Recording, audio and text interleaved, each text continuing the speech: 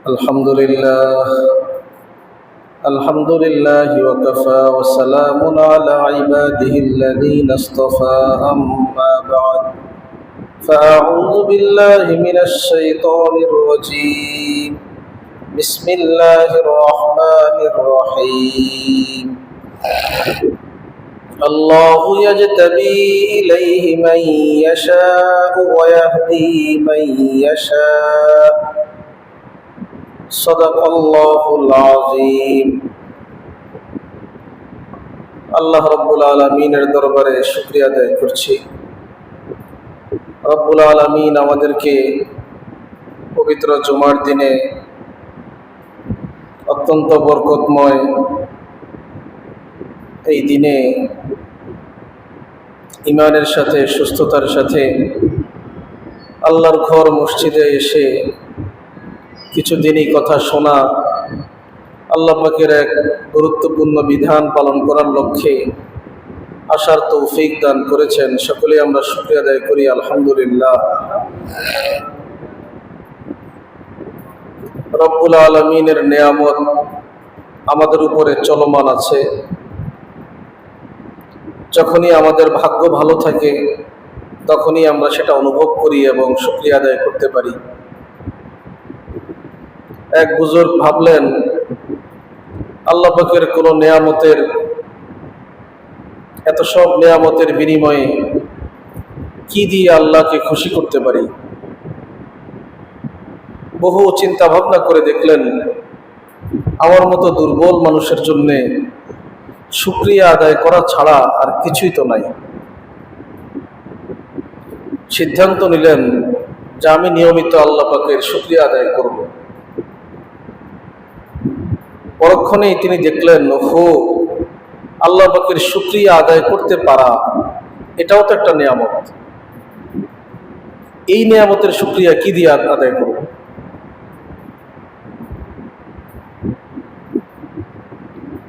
রব্বুল আলামিনের এই নিয়ামতের অনুভূতি, কৃতজ্ঞতা বোধ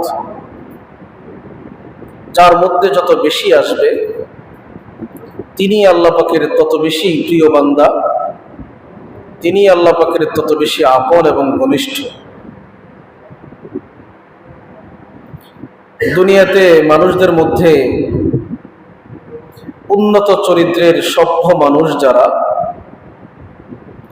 সুশিক্ষিত মানুষ যারা,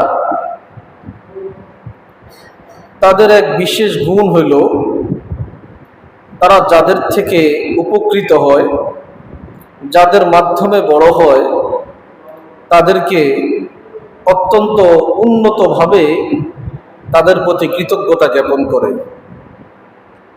তাদের শুকরগুজার হয়, তাদের প্রতি সম্মান দেখায়। উন্নত চরিত্রের মানুষের মধ্যে এই উন্নত গুণাবলী থাকা অপরিহার্য। যেই মানুষের মধ্যে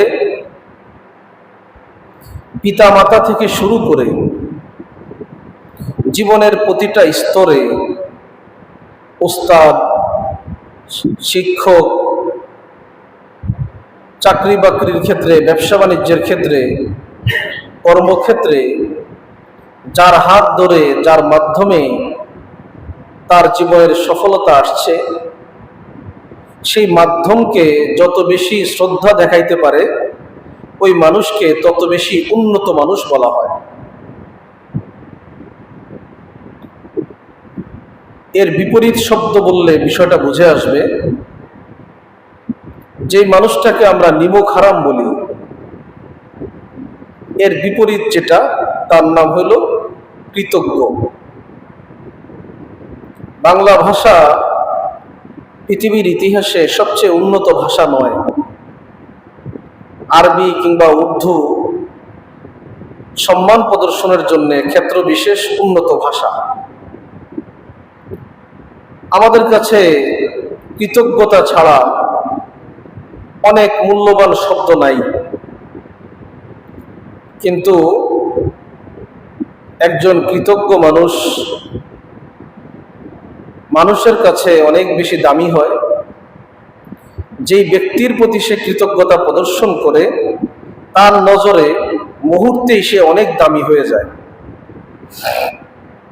মনে করেন একজন মানুষকে আপনি বাজার থেকে আপনার বাড়ি পর্যন্ত আসার পথে রিকশায়, যানবাহনে আরেকজনকে সঙ্গে নিলেন, এই নিয়তে যে ভাড়াটা আপনি দিবেন। আপনি মনে মনে ভাবলেন যে আমি তার ভাড়া দিব, এতটুকুই। কিন্তু আপনি বেশি কিছু ভাববার সুযোগ পান নাই। নামার পরে যখন আপনি তার ভাড়া দিলেন, তিনি আপনার প্রতি কৃতজ্ঞ হয়ে কিছু শব্দ বলল, অনেক বেশি কৃতজ্ঞতা দেখাইল, সঙ্গে সঙ্গে আপনার অন্তরে তার মর্যাদা অনেক গুণ বেড়ে গেল। আর যদি সে কিছুই না বলে চলে যায়, আপনার মনে হবে এই লোকটাকে আমি সঙ্গে এনে ভুল করছি, তার মধ্যে কোনো কৃতজ্ঞতা বোধ নাই। আরেকটু সহজ করে বললে, আমাদের এই সমাজে যাদের 2 ভাই, 3 ভাই, 4 ভাই এরকম থাকে, ওই পরিবারের এক ভাই থাকে যে নাকি শিক্ষা দীক্ষায়, অর্থ সামর্থ্যে অনেক বেশি অগ্রসর। সেই ভাই অপর ভাইদের উপরে কিছু ইহসান করে।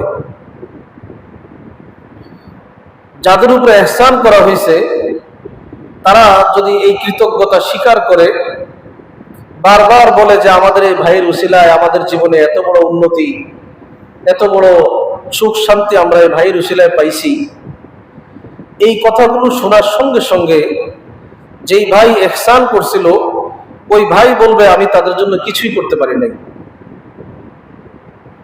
আর যদি স্বীকার না করে, কিছুদিন পরে যেই ভাই করছিল সেই ভাই আফসোস করবে যে এদের জন্য আমি আমার জীবনটাকে শেষ করে দিলাম।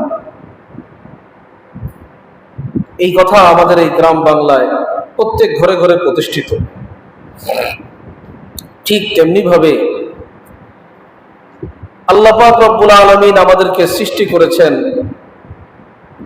যারা আল্লাহকে স্বীকার করে, যারা করে না, যারা আল্লাহকে মানে আর যারা মানে না, যারা আল্লাহ পাকের প্রত্যেকটা বিধানকে অনুসরণ করার চেষ্টা করে, দোয়া কান্নাকাটি করে, আর যারা করে না, সকলের উপরে আল্লাহ পাকের নেয়ামত চালু আছে। কিন্তু যিনি এই নেয়ামতের শুকরিয়া যত বেশি আদায় করতে পারবে, রব্বুল আলামিন তার নেয়ামতকে তত বেশি বাড়িয়ে দিবেন।